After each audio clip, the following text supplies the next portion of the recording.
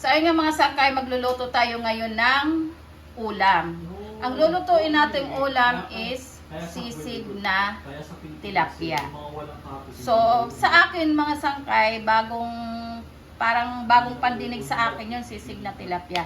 So itry natin mga sangkay, subukan natin kung mapapasarap natin ang ating sisig. So gawin ko ngayon mga sangkay is priprituhin ko lang yung tilapia. So ang tatapos nito para maging sisig ay ang aking anak. So ayun, lalagyan natin siya ng asin.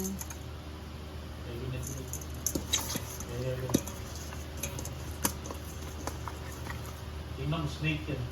Huwag tayo, wala na. Hindi na sila, una na sila. So siguro okay na yan kasi mag-aano pang anak ko mamaya.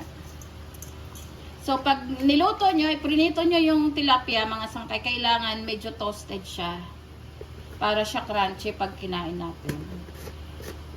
So, yun lang. So, start na tayo. Lalagyan ko na ng mantika ang ating kawali. So, ayan. Magpiprito na tayo. Ah!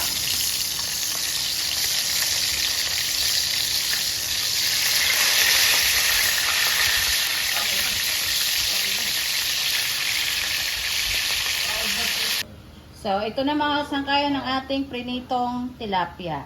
So, ang susunod na ipriprito ko, ang tokwa. So, bali ito na yung naprito nating tokwa mga sangkay. So, dapat ganito ang itsura ng tokwa. Pag prinito nyo. Guys, yan na po. Tapos na pong iprito yung tokwa and then yung isda. Tapos na rin po mag-chop-chop ng onions and ito po yung mga ingredients na kailangan natin. Tokwa, isda, kahit ano pong isda pero ang available po kasi sa amin is tilapia. Kaya ayun na lang gagamitin namin.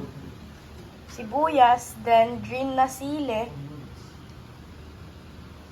itlog, and then kalamansi.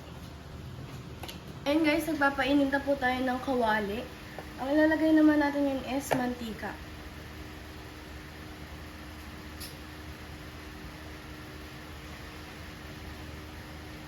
Mas maganda po if butter, pero kung wala, pwede na yan. Ilalagay natin siya as toppings mamaya.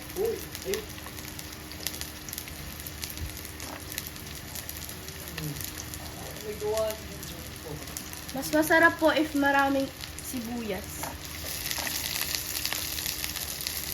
Mga po mga hindi ko design mo yun. Bakit yun? Buwan talawa ito sa inyo.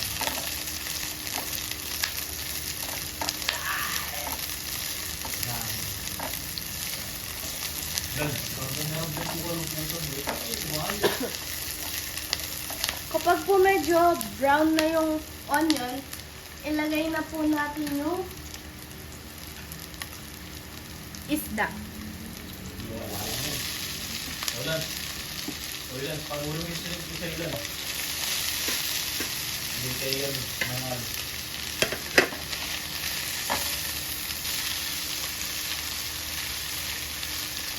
Ang usually na nakikita ko pong sinisisig is bangus. Yung butterfly cut po. Ngayon, ito-try naman namin is tilapia. antayin mo kayo lang, sama ito.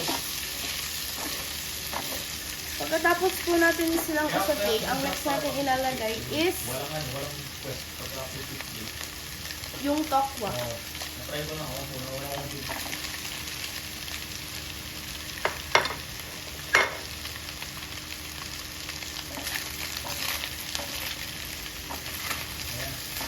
Guys, ngayon, ang gagawin naman po natin is ilalagay na natin yung kalamansi.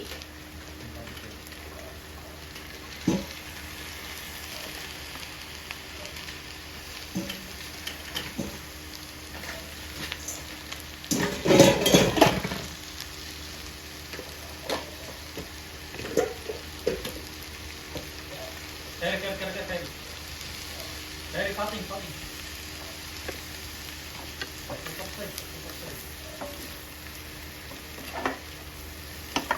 Lagay na rin po tayo ng onting toyo.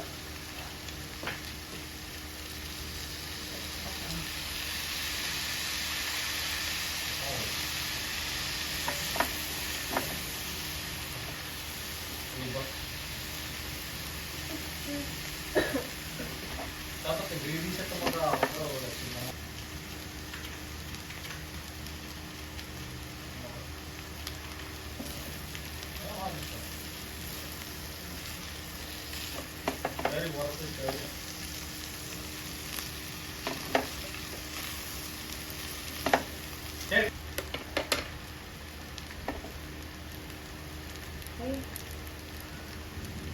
Huwag na pala, meron palang pansit.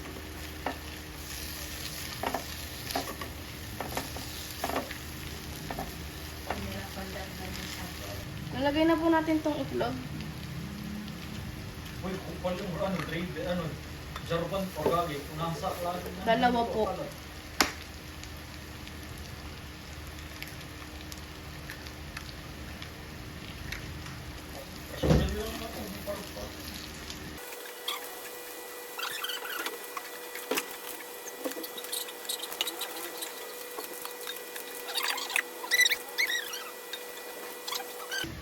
Para sa mga Harrison James.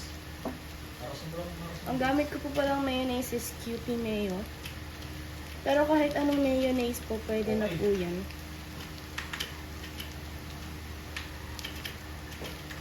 Konti lang po.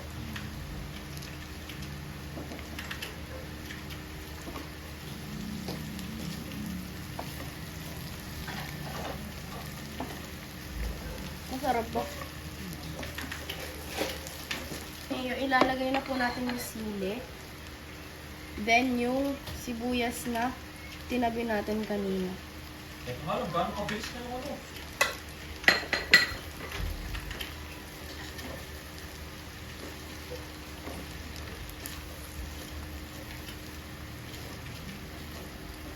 Haluin na lang po natin siya. Tikman na natin siya. Nagugas po ako ng kamay. Kaya medyo mainit siya.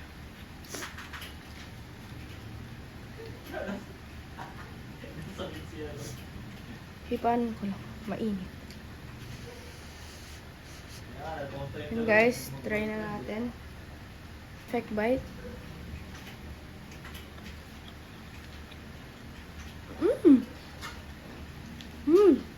Sarap, di ba?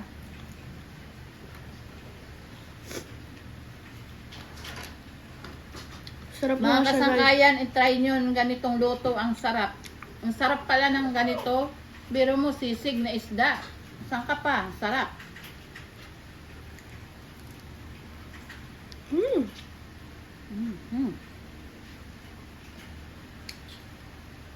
Mapaparami ang kain nyo guys. Yun lang. Bye!